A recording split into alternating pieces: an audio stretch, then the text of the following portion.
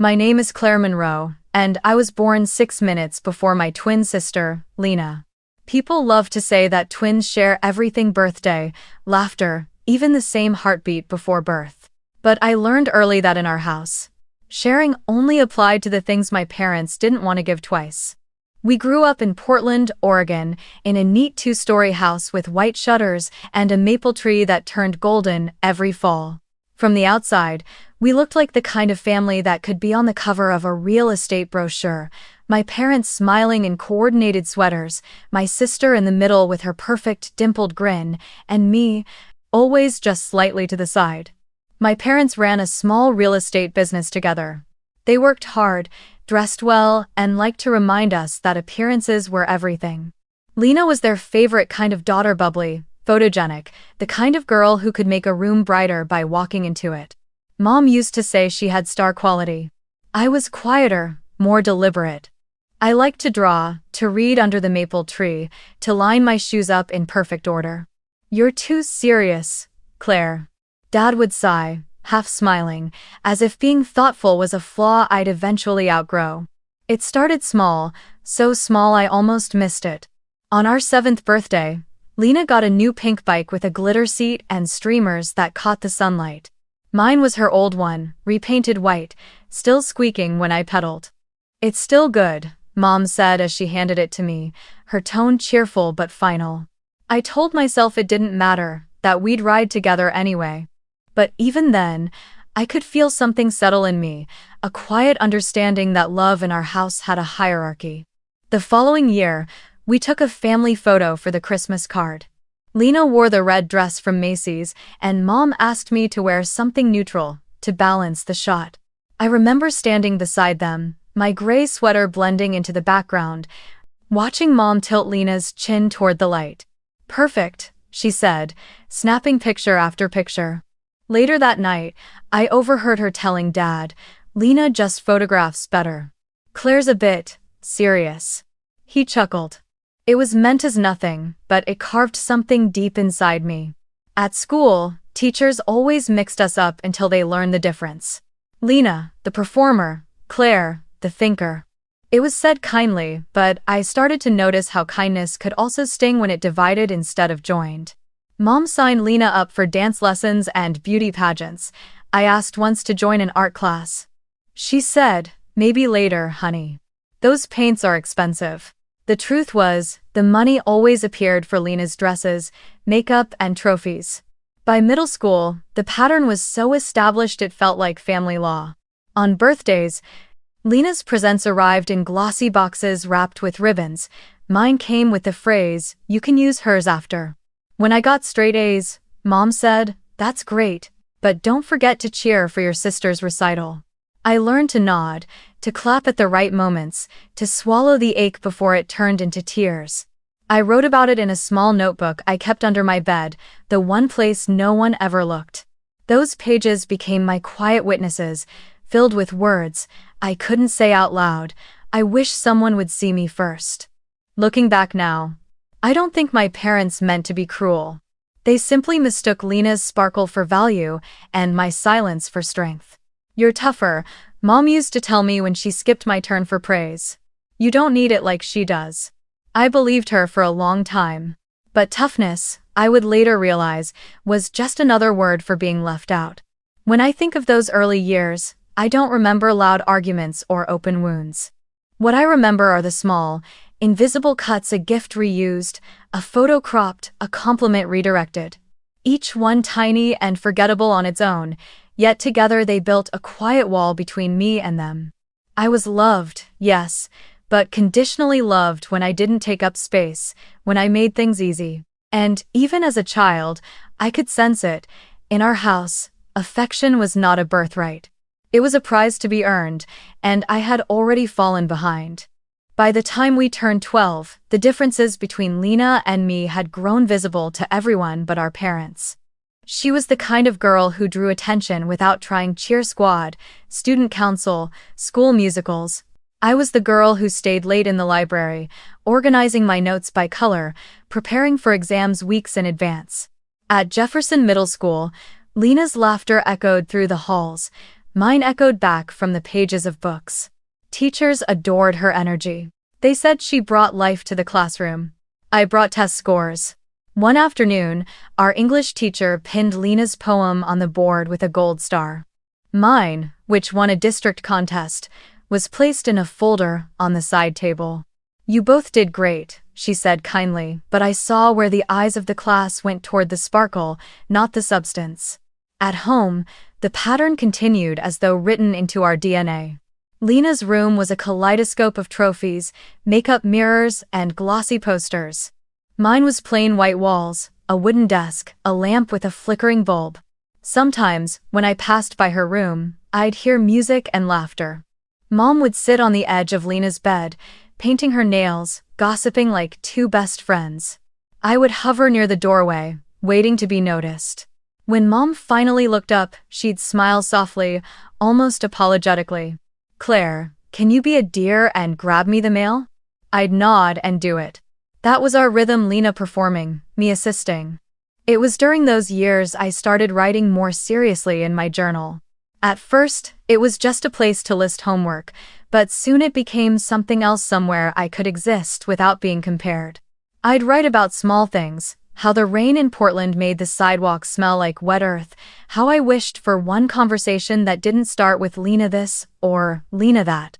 Some nights, I'd stay awake just to listen to the quiet hum of the refrigerator and let the silence remind me I was still there.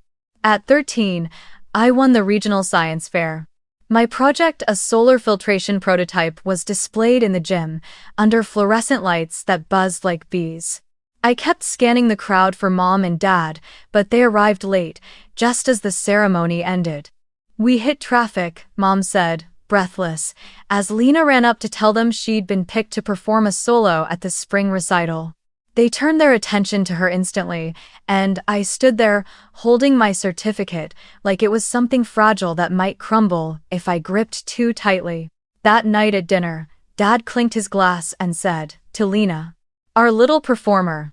Mom smiled proudly. Lena giggled, soaking in their warmth. I waited for someone to mention me, maybe even just a small nod toward the certificate still lying on the counter.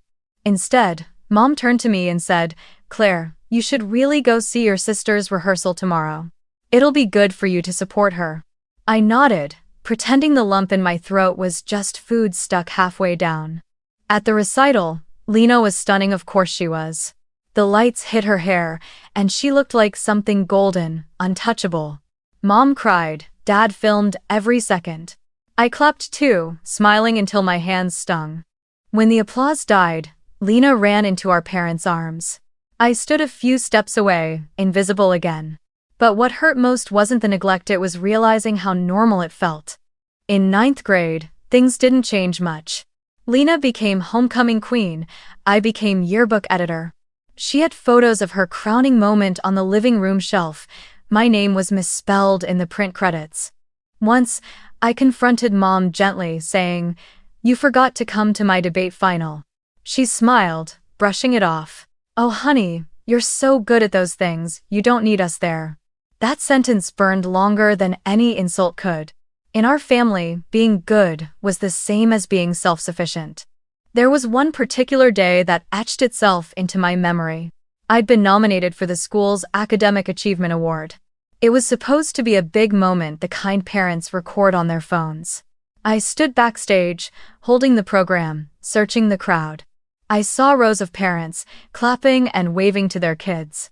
My seat in the audience was empty. I kept telling myself they were just late again. When they finally arrived, breathless, I'd already walked off the stage. They missed my name, my bow, the applause. But when Lena's class performed their dance routine an hour later, they cheered like it was the Super Bowl. After the ceremony, Mom hugged Lena tight, laughing through tears. "You were perfect," she said. When she turned to me, her tone softened, almost detached. "Oh, Claire, sorry we missed your bit. You understand, right? You're stronger than we think." I smiled, though something inside me quietly cracked. That night, I wrote in my journal, "Strength in this house means no one shows up for you." Over the next few years, I grew used to my own company. I learned to take the bus alone, to pack my lunches, to buy second-hand books instead of asking for new ones. My independence became my armor. It was how I protected myself from the sting of being overlooked. Teachers praised my discipline. Classmates came to me for help before exams. I smiled, offered my notes, and kept my distance. I wasn't bitter, at least. That's what I told myself. I was simply tired.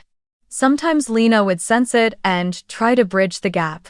"You're so smart, Claire," she'd say before running off to a party. "I could never do what you do." I wanted to believe her, but even her compliments felt like reminders of the separate worlds we lived in, hers full of light, mine built on quiet shadows. By 16, I had stopped waiting for applause.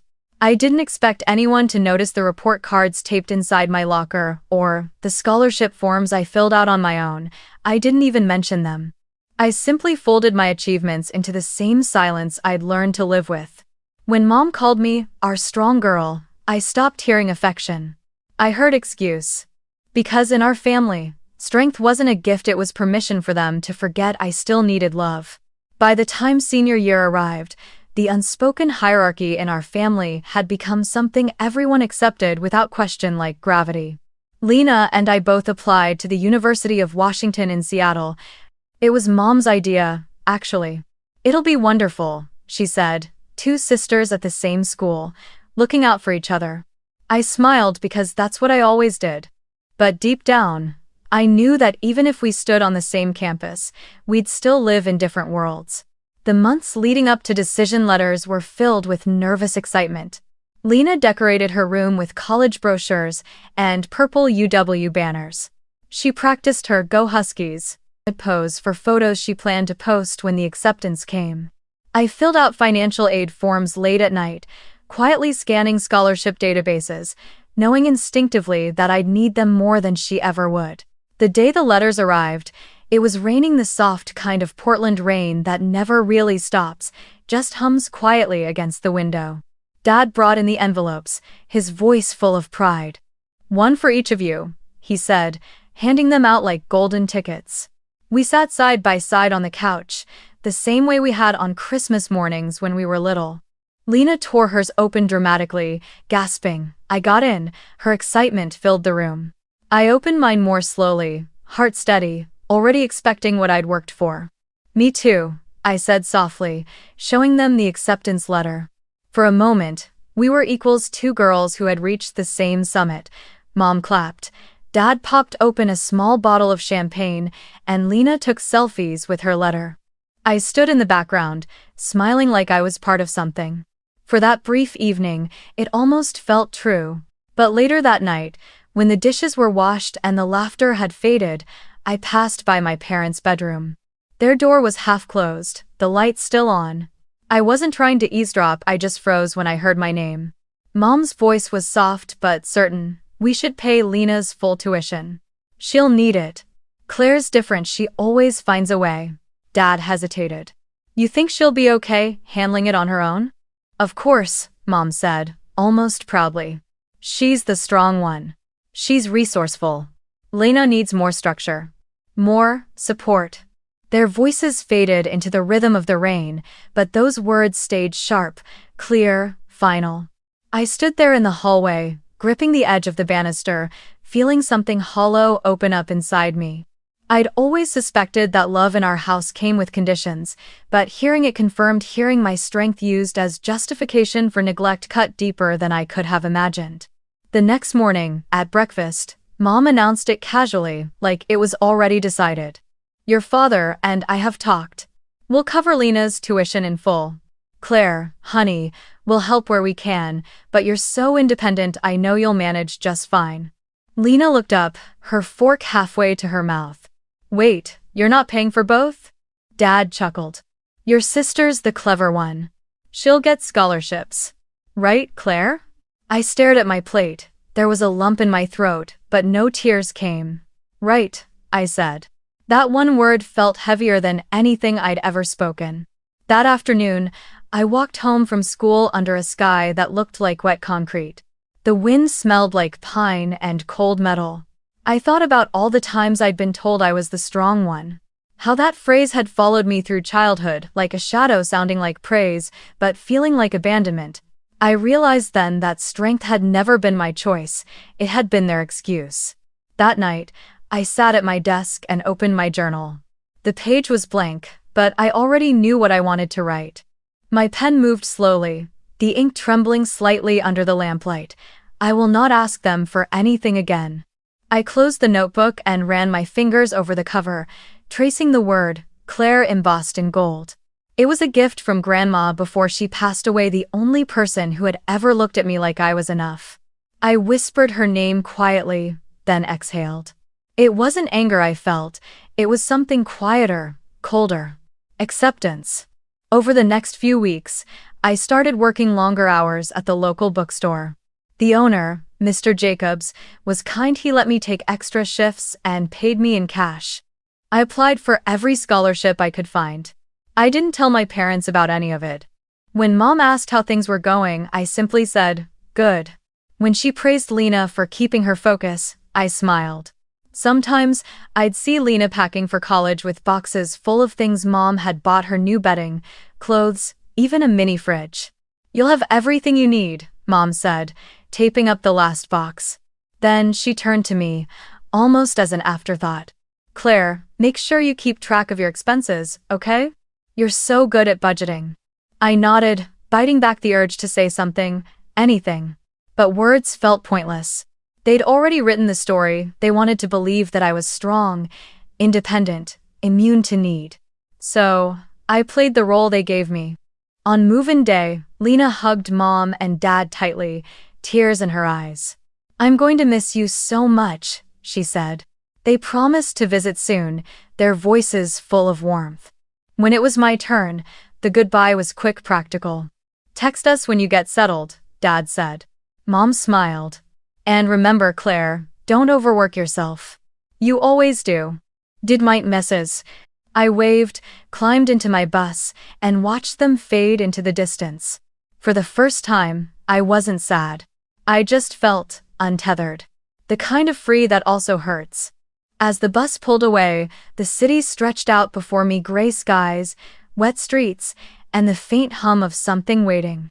I opened my notebook one last time before closing it for the journey. Under the sentence from that night, I added one more line: from now on, my life belongs only to me.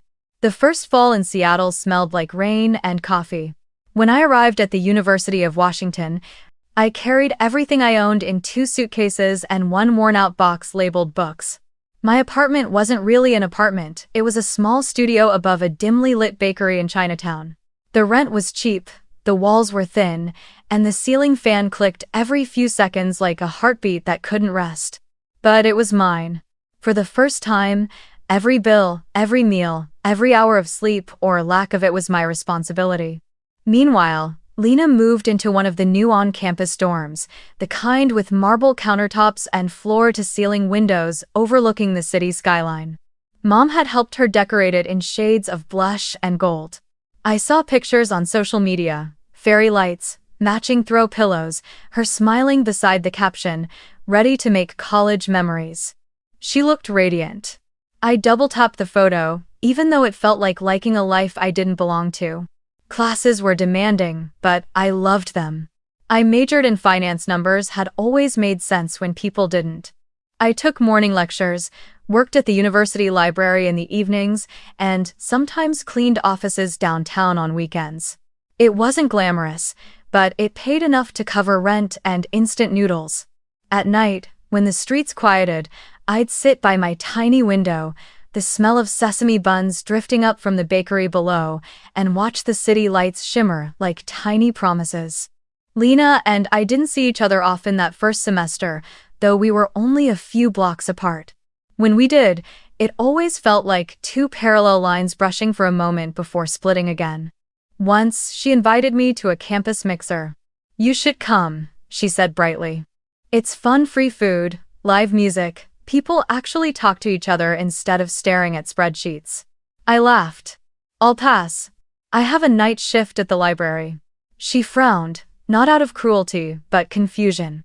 You're always working, Claire. Don't you ever want to just enjoy things? Her question lingered long after she left. Enjoy things. The words tasted foreign, like a language I hadn't learned. I wanted to tell her that enjoyment wasn't something I'd been taught, that when your worth depends on endurance, joy starts to feel like a luxury you haven't earned. But instead, I just smiled and said, maybe someday. Her world seemed to expand while mine contracted into a cycle of study, work, and exhaustion. She posted photos from sorority events, weekend trips to Portland, brunch with friends wearing matching UW hoodies. I memorized formulas under fluorescent lights, the hum of the library printer my only company. Sometimes, when my shift ended around midnight, I'd walk back to my apartment through the rain, my reflection stretching and breaking across the puddles. The city looked alive, laughter spilling from bars, headlights painting streaks of light, and I would wonder what it felt like to live inside that brightness instead of just walking past it. But there were small victories. When I aced my first economics exam, Professor Diaz wrote, "Outstanding clarity and insight" at the top of the paper. I took a photo of it, not to send to anyone, but to remind myself I could exist outside the shadow of approval. That night, I treated myself to takeout noodles and a secondhand novel from the bookstore down the street. For a few hours, sitting under the flickering bulb of my little room, I felt enough. Around winter break, Lena called. "Mom and Dad want to know your plan for Christmas," she said. "They're going skiing in Aspen, but you could come if you want." Her tone was warm, but I heard the distance underneath. "Thanks," I said. "I can't afford the trip, and I'm covering shifts at the library." There was silence on the line before she sighed. "You work too hard, Claire. You need to let yourself live a little." I smiled, though she couldn't see it. "Some of us have to work to live, Lena." She laughed softly, not catching the edge in my voice. That winter was one of the coldest Seattle had seen in years. The heater in my apartment broke for a week, so I studied wrapped in blankets, fingers stiff from the cold. I remember boiling water just to watch the steam fill the air. It made the room feel alive. Sometimes I'd see students rushing to parties, laughter echoing through the alleys, and I'd wonder if anyone ever felt invisible in a crowd the way I did in silence. Lena visited me once that spring, unannounced. She looked like she'd stepped out of a college brochure, curled hair, oversized hoodie, shiny nails. When she walked in, her eyes darted around my cramped room. "Wow," she said, trying to sound cheerful. "This is cozy." I offered her tea, the cheap kind that tasted mostly like water, and we sat on the edge of my bed because there was nowhere else to sit. She asked about my classes, I asked about her sorority. She told me about late-night pizza runs, movie marathons, and spring formals. Then she looked at me and said, "You should really know how to have fun, Claire. You're missing out on life." I smiled faintly. "Maybe. But fun isn't free." She frowned, like she didn't understand. And maybe she truly didn't. After she left, I sat by the window again, the city lights flickering below like scattered stars. I thought about what she said, "You're missing out on life." Maybe she was right. But as I looked down at my open textbook and the stack of scholarship applications beside it, I realized something she couldn't see. This life, however small, was mine. Every choice, every sacrifice, every late-night cup of coffee was proof that I wasn't just surviving, I was building something. Lena's world sparkled with borrowed light. Mine was dim, but it was honest. And that night, as I closed my journal, I wrote a single line: "Enjoyment is for those who are seen. Freedom is for those who make their own light." By sophomore year, exhaustion had become my constant companion. I had learned to balance class, 2 part-time jobs, and the endless dance of financial deadlines, but even my careful planning couldn't stretch far enough that spring. Tuition was due in 2 weeks, and one of my scholarships had been delayed because of a paperwork error. It wasn't much, just a few $1,000s, but to me, it might as well have been a mountain. For days I told myself I'd find another way, another shift, another grant, another miracle. But when the bursar's office sent the final notice payment required to avoid withdrawal, I sat on my bed, staring at the letter until the words blurred. The hum of the city outside sounded distant, like I was underwater. Then, Against every promise I'd made to myself, I picked up the phone. Mom answered on the third ring. Her voice was cheerful at first, the way it always was when she didn't expect anything from me. Claire, how are you, honey? Have you seen the pictures of Lena's new apartment? Isn't it gorgeous? I forced a smile she couldn't see. Yeah, it looks nice. Listen, Mom. I'm in a bit of a situation. There was a delay with one of my scholarships, and I need to cover part of my tuition. I'm not asking for money, just a loan. I'll pay it back once the funds come through. Thanks for watching. There was a pause, a faint sigh on the other end. Oh, Claire, she said finally, her tone turning from surprise to pity. You know your father, and I already committed a lot to Lena this semester. Her program fees were higher than expected, and we had to help with her travel fund. You'll manage though, right? You've always been so independent. I pressed the phone tighter to my ear. It's just temporary, I said quietly. I wouldn't ask if it weren't urgent. When it winded Asian Bali. Sweetheart, she interrupted, her voice soft but unyielding, you're strong. You've always been able to figure things out. Lena isn't like that, she needs more support. You're resourceful, you'll find a way. For a long moment, I didn't respond. The words echoed like rain against a window, constant, predictable, and impossible to stop. Finally, I said, okay? She sounded relieved, almost proud. That's my girl. I knew you'd understand.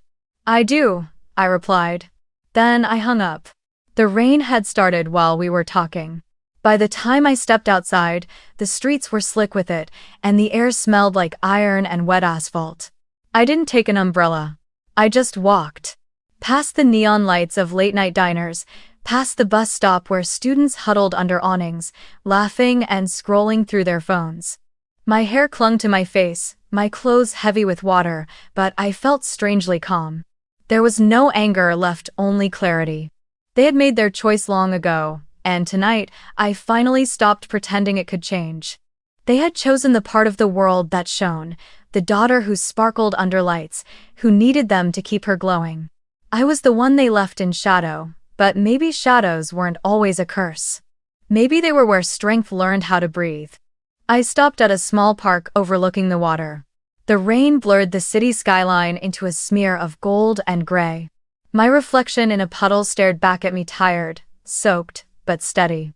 You'll find a way, I whispered to no one, and somehow, the words didn't sound like a burden anymore. They sounded like a promise. The next morning, I went straight to the hotel across from campus where some of my classmates worked part-time as housekeepers. The manager, a tall woman named Denise with kind eyes, looked me over. You sure you want this?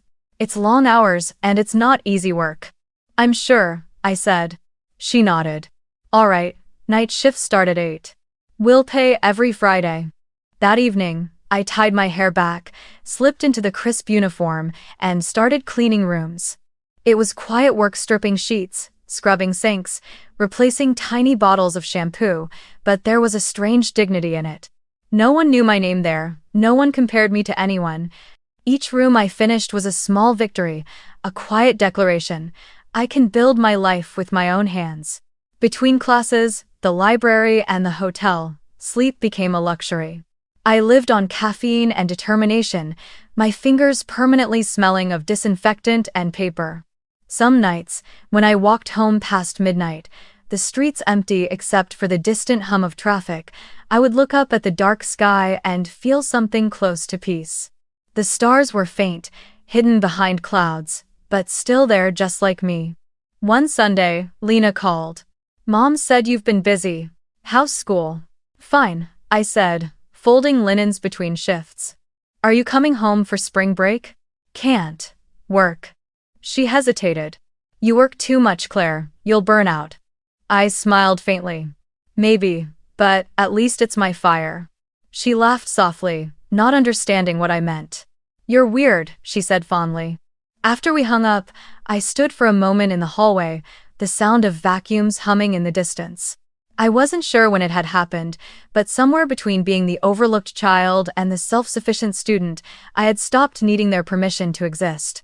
By the end of that semester, I managed to pay off my tuition in full, No loans, no help, no debts, except the ones I owed myself. I kept the receipt pinned above my desk, right next to a quote I had written months earlier. They chose the light. I'll learn to see in the dark. It wasn't resentment that drove me anymore. It was resolve. The kind that doesn't shout or demand recognition, but simply keeps walking one rain-soaked step at a time. By junior year, the exhaustion that once defined me had turned into something sharper discipline. I had learned to live with very little sleep, little time, little approval. But I had also learned that when the world gives you silence, you can choose to fill it with effort. My GPA was nearly perfect. Every paper, every exam, every group project carried my quiet determination like fingerprints pressed into the pages. That fall, I took a course in advanced financial modeling taught by Professor Patrick Myers, a name that carried a mix of fear and admiration across the business school. He was one of those professors who never raised his voice but commanded the entire room. Former Wall Street analyst, turned academic, known for being precise and relentlessly fair. The first week, he gave us a problem set that half the class couldn't solve. I stayed up 2 nights in a row, my hands shaking from too much coffee, until I found the flaw in the dataset. When he handed back the papers, most were covered in red marks. Mine wasn't. Just one comment written neatly in the corner: "You saw what others missed. Don't lose that." It was a simple sentence, but I stared at it for a long time. No one had ever told me something like that before, not without an asterisk, not with quiet pride instead of surprise. It felt seen.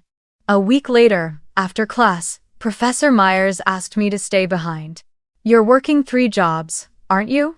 he said, matter-of-factly, looking over his glasses. I froze, unsure how he knew. "Your attendance record," he continued, "your assignments always turned in early, your eyes tired. I've taught long enough to recognize the kind of student who's building a life from the ground up." I nodded, unsure what to say. "Yes, sir. I work nights at the hotel and the library." He studied me for a moment. "Do you ever sleep?"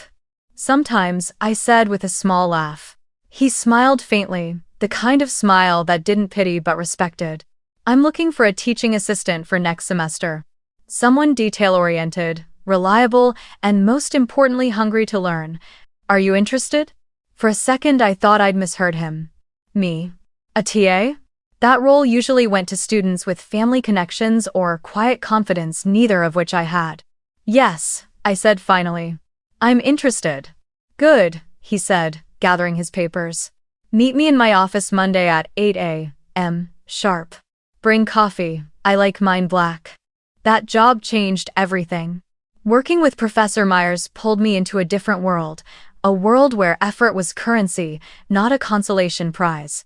He taught me how to read balance sheets the way artists read faces, how to question numbers until they revealed their story. Sometimes he'd stop mid-lecture and say, "Claire, walk them through your logic," and for a moment, the room would actually listen. My hands would tremble at first, my voice barely above a whisper, but each time I spoke, the tremor lessened. He had a way of challenging me without breaking me. "You're sharp, Claire," he'd say, "but you think like someone waiting to prove herself. Stop waiting."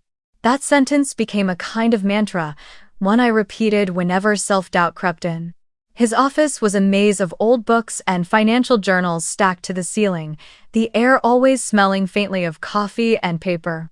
Some evenings, when I stayed late to help him grade, he'd tell stories from his Wall Street years, how success meant nothing without integrity, how people lose themselves chasing what they once hated. I listened more than I spoke, storing his words like gold coins in my pocket. One night, as we wrapped up, he looked at me and said, "You know, Claire, you remind me of someone I used to know, a student who came from nothing, worked harder than anyone, and still doubted she belonged. She runs a Fortune 500 company now." I laughed, shaking my head. "That won't be me." "Why not?" he asked. "Because my family never saw me that way," I wanted to say. "Because I'm used to being invisible," but instead, I just shrugged. "I don't know." He studied me quietly. "Then figure it out. You can't build a life from humility alone. At some point, you have to believe you deserve the view from the top." Those words followed me everywhere. Under his mentorship, I started leading study groups, presenting projects, even applying for research competitions. My classmates began to see me differently, not as the quiet girl who sat in the back, but as someone worth listening to. And, slowly, I started to see myself differently too. I didn't know it then, but Professor Myers had already taken another step on my behalf. Without telling me, he had nominated me for the Ford and Levine National Scholarship, a prestigious award given to 5 finance students across the country. The kind of scholarship that opened doors to internships, jobs, and futures people like me weren't supposed to reach. The application required personal essays, transcripts, and letters of recommendation. He had everything ready except one thing: my signature. One afternoon, he handed me a sealed envelope. "Read this," he said. Inside was the application. My name printed neatly at the top, his recommendation attached. "You applied for me?" I asked, astonished. "I submitted it," he corrected. "You earned it a long time ago." I didn't know what to say. Gratitude felt too small, too fragile for what I felt in that moment. All I managed was, "Thank you, sir." He waved a hand dismissively. "Don't thank me yet. If you win, you owe me a good story." Thanks to the sword, I must admit, walking back to my apartment that night, I felt something I hadn't in years, a quiet pride that didn't need validation. For so long, I'd measured my worth through absence, what I lacked, what I'd lost, what I had to fight for. But in that moment, I realized value wasn't something others could assign or withhold. It was something you built, brick by brick, until even the people who never saw you couldn't ignore what you'd made. That night, I sat at my desk and wrote in my journal again, the same notebook that had carried me through every silent ache. Maybe strength isn't about enduring. Maybe it's about choosing to believe there's more to me than survival. Outside, the rain fell softly against the window. For once, it didn't sound lonely. It sounded like applause. It happened on an ordinary Thursday morning in late February, gray sky, weak sunlight slipping through the blinds, and the smell of cheap coffee in my tiny kitchen. I was halfway through grading papers for Professor Myers when my email pinged. Normally, I ignored notifications while working, but something about the subject line made me freeze. It read, "Congratulations, Ford and Levine National Scholarship recipient. It's wrong comment too hard." For a second, I just stared at the screen, rereading the words as if they might vanish if I blinked too hard. Then I clicked. "Dear Miss Claire Monroe," it began, "we are pleased to inform you that you have been selected as one of 5 recipients nationwide for the Ford and Levine Financial Excellence Award." My hands trembled slightly.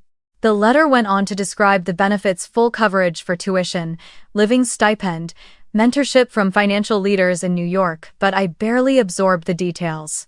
All I could think was how strange it felt to be seen, truly seen, by people who didn't even know me. I didn't scream, didn't cry, didn't even call anyone. I just sat back, exhaled, and smiled. A small, quiet smile that belonged entirely to me. After years of being the invisible twin, I had finally achieved something that no one could overlook, yet no one would hear about it either. And that was fine. For the first time, the silence didn't feel like punishment, it felt like peace. That afternoon, as if on cue, my phone buzzed. It was Mom. "Claire, you won't believe this," she said, her voice bubbling with excitement. "Your sister just got selected for the Paris exchange program. Isn't that incredible?" I looked at the emails still open on my laptop. "That's great, Mom," I said softly. "She must be thrilled." "Oh, she is," Mom continued. "It's such a wonderful opportunity for her, so international, so cultured. You know how much she loves Europe." "I know," I said, keeping my voice steady. There was a pause, the kind that often slipped between us now. Then she added, "I'm glad you're doing okay up there in Seattle too. You always manage somehow." This time back, that familiar phrase, "you always manage," it had followed me through every stage of my life like a shadow disguised as a compliment. "I'm doing fine, Mom," I replied. "Don't worry." She laughed lightly. "I never do." When we hung up, I leaned back in my chair, staring at the laptop screen again. 2 daughters, Two announcements, one celebrated, one forgotten, and yet, somehow I didn't feel forgotten anymore. That evening, I printed the scholarship letter, trimmed the edges neatly, and pinned it above my desk. The paper glowed softly under the lamplight. I didn't take a photo. I didn't post it anywhere. I just sat there, watching it flutter gently in the draft from the open window. Later, I opened my journal, the same one that held years of entries filled with longing, frustration, and invisible tears. On a fresh page, I wrote, "No one needs to know for it to be real. No one needs to see for it to have value. My worth doesn't live in their applause." For the rest of the semester, life moved quietly forward.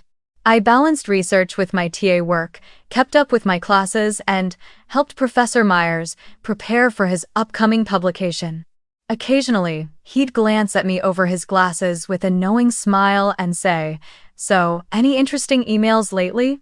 I'd just smile back. "A few." He never pressed. That was the thing about him, he seemed to understand that sometimes the victory itself was enough. Meanwhile, Lena's photos from Paris filled social media. She looked stunning, draped in scarves, smiling beneath the Eiffel Tower, surrounded by classmates. Mom commented on every post with hearts and exclamation points. Dad shared them on Facebook, writing captions like, "So proud of our girl living her dream." It's certain things. I scrolled through them one night while eating instant ramen at my desk, the scholarship letter still pinned in front of me. There was no jealousy, not anymore. Just an odd sense of calm. We were both living different stories, and for once, I was okay being the one whose story wasn't being told. In April, the university held an awards dinner for graduating seniors. Professor Myers insisted I attend. "No excuses," he said. "You've earned the right to stand in that room. Thanks for watching." It was held at a downtown hotel ballroom, all chandeliers and polished silverware. I borrowed a simple black dress from a friend and pulled my hair into a low bun. When my name was announced recipient of the Ford and Levine National Scholarship, Miss Claire Monroe, the applause sounded distant, almost dreamlike.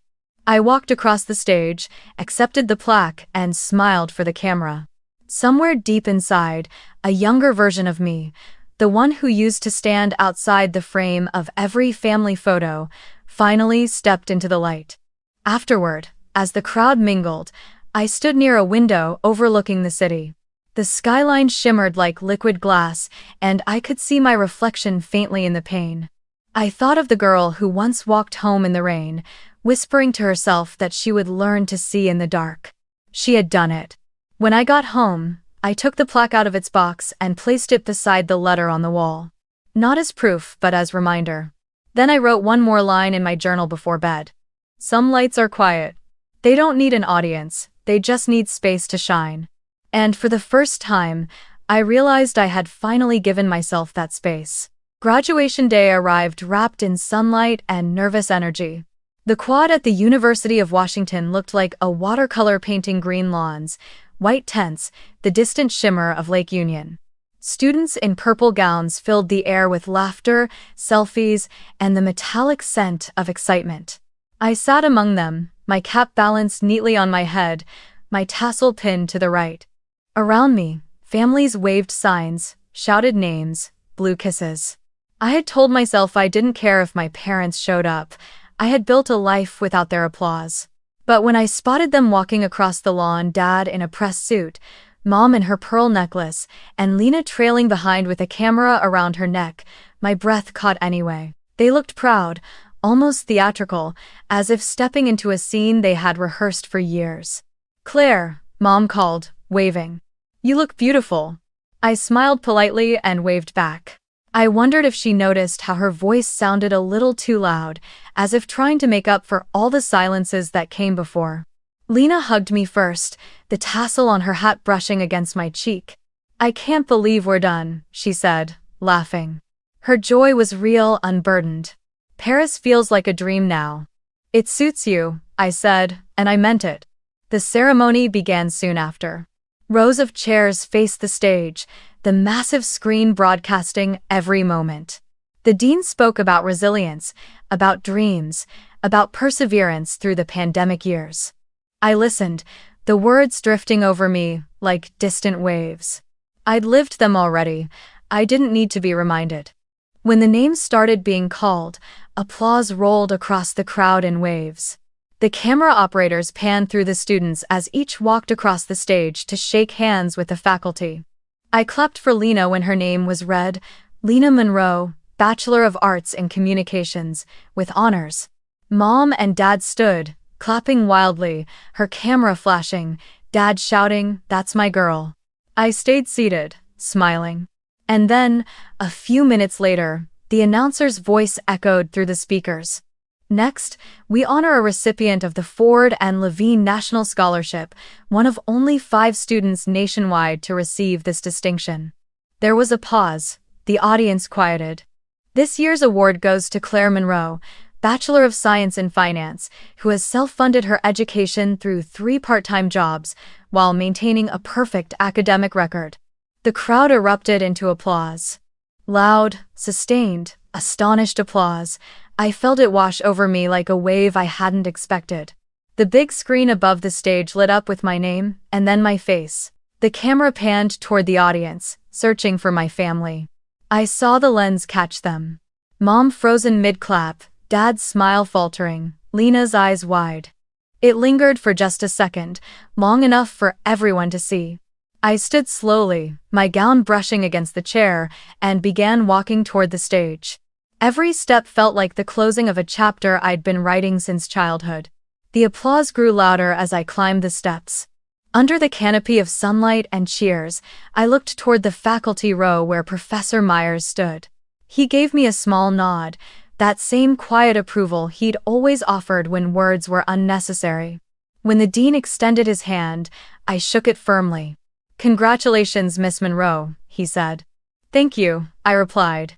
Then, softly, almost to myself, I did it. "Thank you for watching.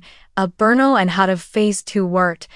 The flash of cameras surrounded me, but the world had gone still. For once, the light didn't feel harsh or blinding, it felt earned. I walked back to my seat, my heart steady, my face calm.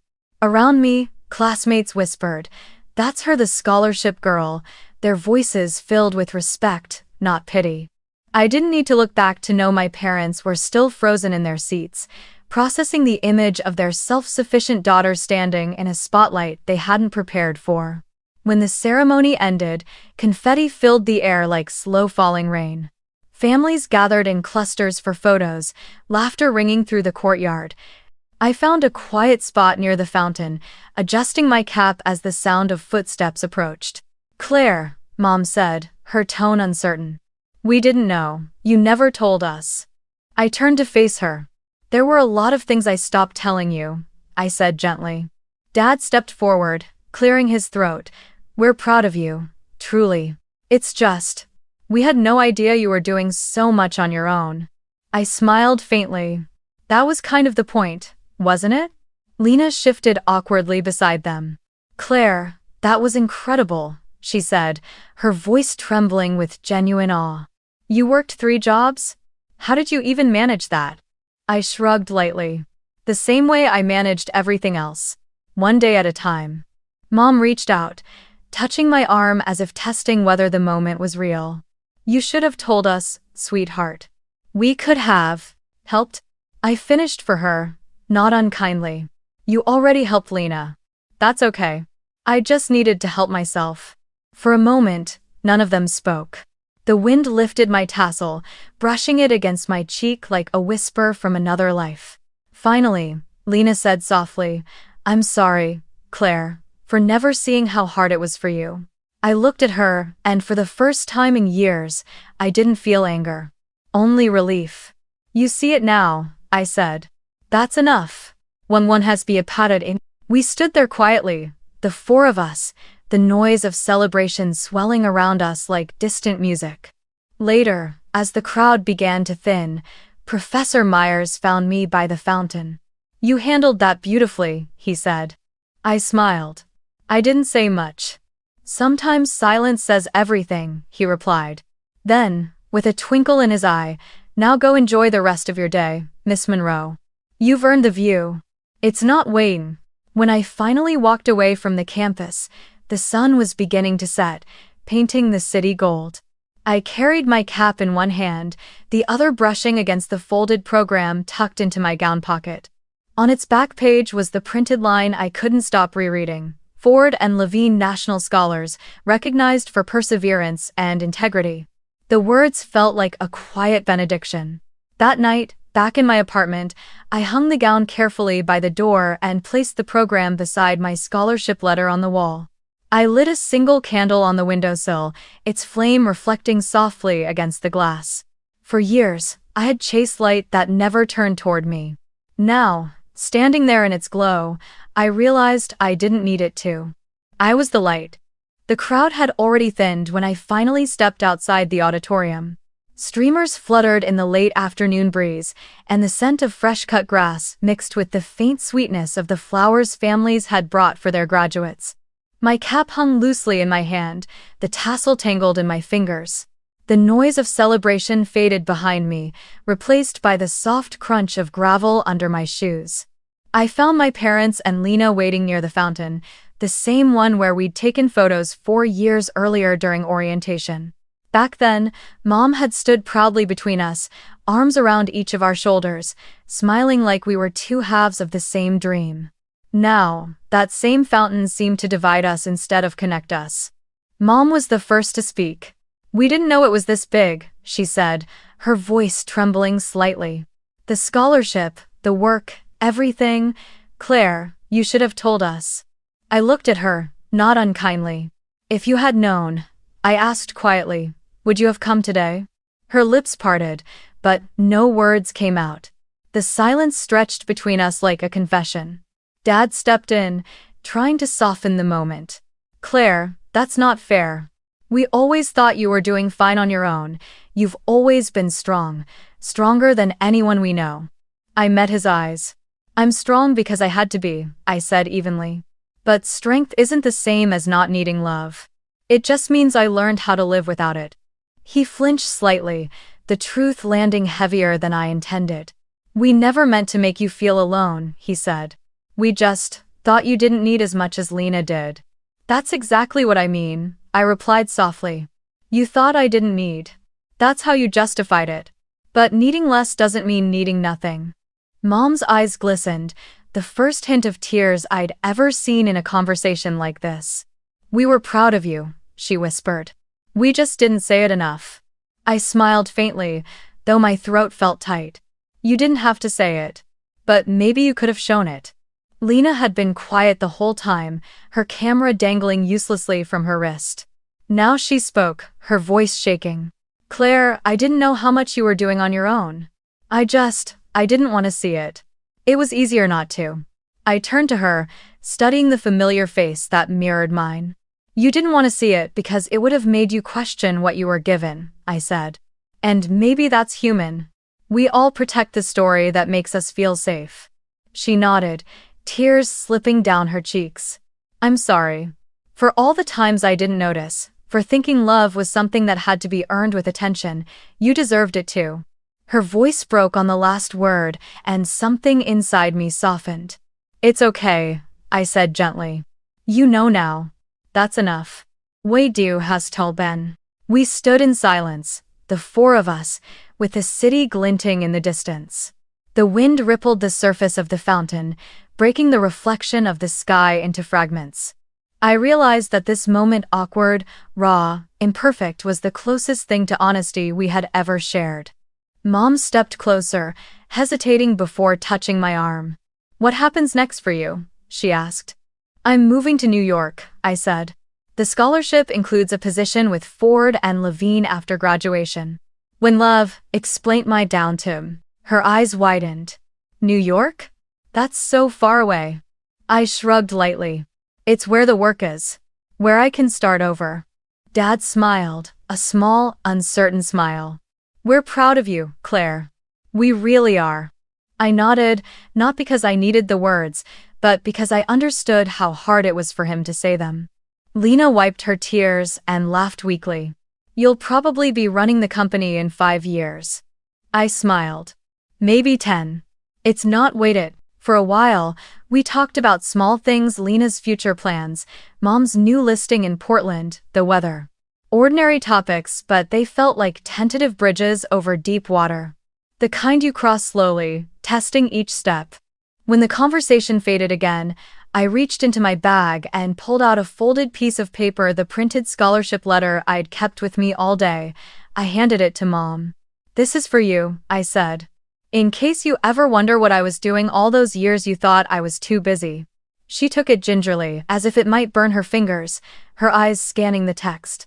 When she reached the line that mentioned 3 part-time jobs to self-fund tuition, her hand went to her mouth. "Claire," she whispered.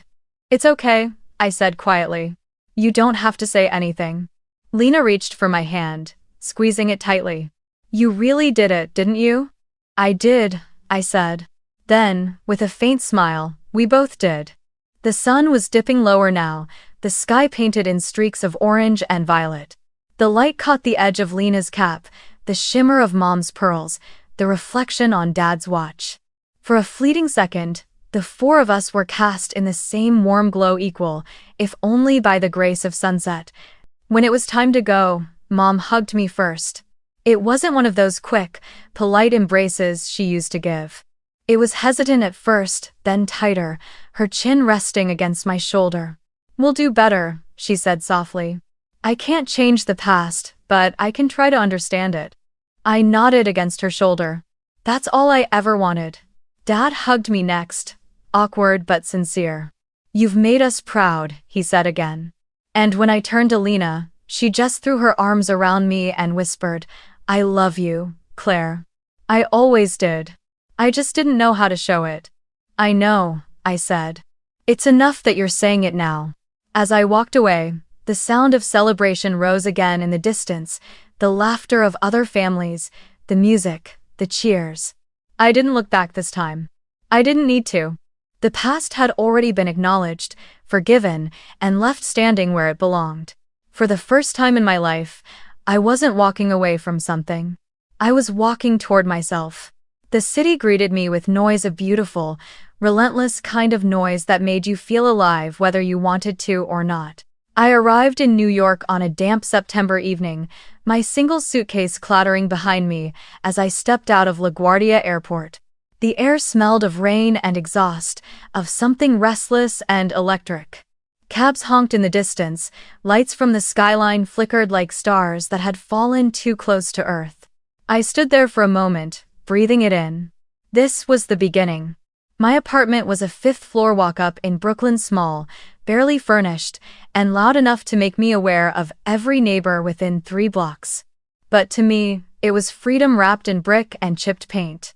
The first night, I sat cross-legged on the floor, surrounded by unopened boxes, eating cold Chinese takeout straight from the container. Out the window, the city glowed, 1,000 tiny windows shimmering like possibilities. Somewhere between exhaustion and awe, I realized I didn't feel lonely. I felt unburdened. The next morning, I began my first day at Ford & Levine.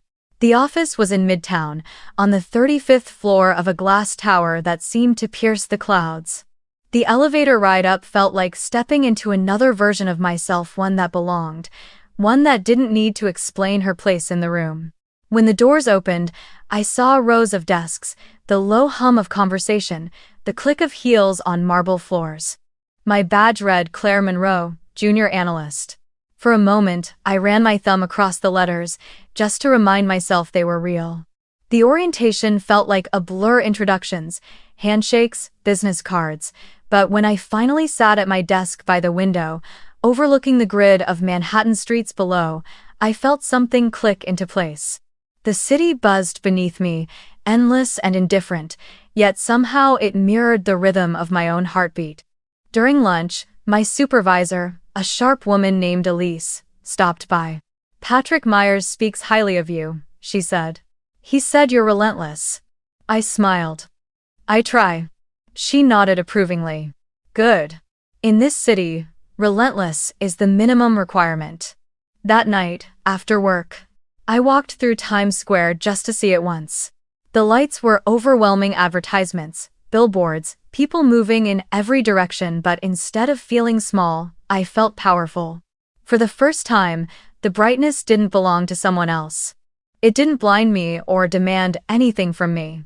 It just existed, and so did I. A few days later, I received a text from Mom. It was short, carefully worded. "We're so proud of you, Claire. You've worked so hard for this." I read it twice before replying. Me. Thank you. I'm busy, but I appreciate it. It wasn't cold, just factual. A truth between two people who were still learning how to speak without old wounds echoing between them. In quieter moments, I'd catch myself thinking about Portland, the maple tree that turned gold every fall, the smell of wet sidewalks, the house where I once stood slightly outside every family photo. The memories didn't hurt the same way anymore. They felt like museum exhibits behind glass, still visible, but no longer reachable. I had stopped needing them to make sense. On weekends, I explored the city with the curiosity of someone seeing color for the first time. I'd walk through Central Park at sunrise, stop at small coffee shops tucked between high-rises, lose myself in the noise of street musicians on Fifth Avenue. I bought secondhand books from a shop near Union Square and filled my apartment with them until the walls felt like they could breathe. Sometimes, late at night, I'd stand by the window of my apartment, looking across the skyline at the lights burning in office towers that never seemed to sleep. Each one represented someone's ambition, someone's fight. I touched the glass, watching my own reflection blend with the city's glow. "Now I know," I whispered. "The light was never theirs to give. It was mine all along." One evening in early winter, I received a letter at work addressed in familiar handwriting, Professor Myers. Inside was a single line written in his neat script. "The world doesn't reward silence, Claire. Keep speaking with your work." Tucked behind it was a small bronze pin engraved with the words "Integrity and Grit, Ford and Levine Scholars, Class of 2024. I pinned it to my desk partition. Every time I felt unsure, I'd glance at it and remember the promise I made years ago that I would build my life with my own hands. By December, I had settled into the rhythm of the city. The loneliness that once shadowed me in Seattle felt different here, not hollow, but vast, full of potential. I even started painting again, something I hadn't done since childhood. My first canvas was of the skyline at dusk, the glass towers melting into amber light, each one glowing like a heartbeat. One night, after finishing a project deadline that had kept me in the office past midnight, I rode the elevator down alone.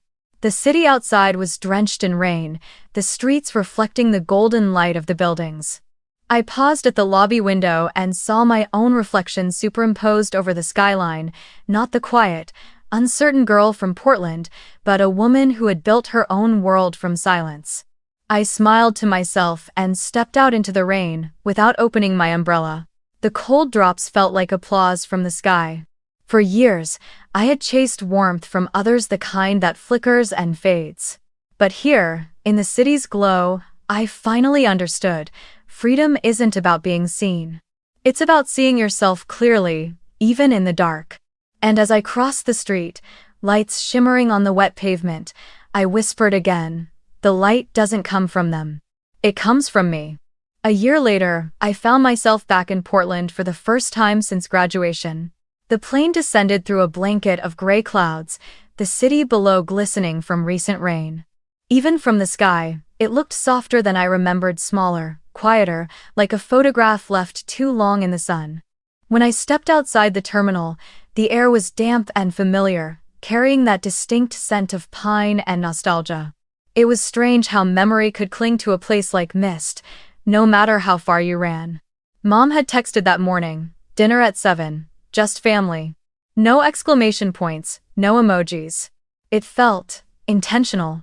I drove the rental car through the old neighborhoods, past the park where Lena and I used to race our bikes, past the house with the red shutters where we'd take Christmas photos every year. Everything was the same, and not the same. Paint faded, trees taller, the streetlights still flickering before they turned on. I parked in front of the house and sat for a minute before going in, watching the warm light spill through the curtains. When I walked inside, the smell of roasted chicken and rosemary filled the air. Mom was in the kitchen, wearing the same apron she'd had since I was 12, the fabric faded but still intact. Dad stood by the counter, carving meat with quiet focus. Lena was setting the table, humming softly to herself. For a moment, no one spoke. Then Mom turned, her eyes widening slightly as if she still couldn't believe I was there. "Claire," she said softly, drying her hands. "You look, well, there is tender 85. I said. And I meant it. Dinner was quiet at first. The clinking of silverware filled the silence that words didn't dare cross. We talked about small things: the weather, work, a new neighbor who'd painted their house bright blue. The conversation tiptoed around the past, careful not to wake it. Halfway through the meal, Mom set down her fork. "There's something I need to say," she began, her voice trembling just slightly. "We were wrong, Claire. About a lot of things. You didn't deserve to feel like you had to earn our love. You've always been worthy. We just didn't see it soon enough." I looked at her for a long moment. There was no satisfaction in hearing it, no vindication, only a quiet, unexpected tenderness. "I stopped needing to prove that a while ago," I said gently. "But thank you for saying it." Dad nodded slowly. "We're proud of you, kiddo. Truly proud." Lena, who had been silent until then, smiled shyly. "You're basically a legend at your old school, you know. They still talk about your scholarship." I laughed softly. "I doubt that." She shook her head. "It's true. And I actually wanted to ask you something." She hesitated. "There's a fellowship program I've been thinking of applying for. It's competitive, and I'm not sure where to start. Could you look at my draft?" For a moment, I just looked at her, the sister who once had everything I thought I wanted. The envy I used to feel had dissolved long ago, replaced by something gentler. "Of course," I said. "Send it to me. I'll help however I can." Her shoulders dropped in relief. "Thanks, Claire. You've always been the one who figures things out." I smiled. "Maybe, but this time, I'll help you figure it out too." After dinner, we lingered in the living room, sipping tea. The house creaked the same way it always had when the wind pressed against the windows. Mom asked questions about New York, my apartment, my job, whether I'd made friends. I told her about the city lights, about walking home late and feeling the pulse of the city beneath my feet. She listened quietly, no interruptions, no comparisons. Just listening. When the clock struck 9, Lena started packing up leftovers, and Dad went to rinse dishes. Mom stayed seated across from me, her hands folded on her lap. "You seem different," she said softly. "Lighter." I replied. I stopped chasing what was never mine to begin with. She nodded, her eyes glistening. "You found peace, then?" "Maybe not peace," I said, "but clarity. And that's enough." Later, after everyone had gone to bed, I walked into the dining room. The table was still set with half-melted candles and the faint scent of dinner lingering in the air. On the sideboard sat a framed photo I hadn't seen in years, the one from our childhood Christmas card. Mom, Dad, Lena in her red dress, and me, half out of frame, smiling because that's what I'd been told to do. I picked it up and studied it under the dim light. The photo no longer hurt. It just told the truth of who we were back then, a family learning, failing, and trying in their own flawed way. I set it down again, then took a small candle from the cabinet and lit it, placing it in the center of the table. The flame flickered softly, reflecting off the glass frame. I whispered to myself, some people spend their whole lives waiting to be seen by their parents. I just needed to learn how to see myself. Outside, snow began to fall, gentle, soundless, erasing the sharp edges of the world. I stood there watching it through the window, the candlelight warm against the cold blue of the night. Before turning away, I adjusted the photo so that all four of us were centered again. Not because I wanted to rewrite the past, but because it felt right to let it rest where it belonged. Then I went upstairs, opened my journal, and wrote one final line. Forgiveness isn't forgetting. It's knowing the story could have broken you, but you chose to finish it your way. Downstairs, the candle burned steadily, its flame unwavering, quiet, self-made, and free.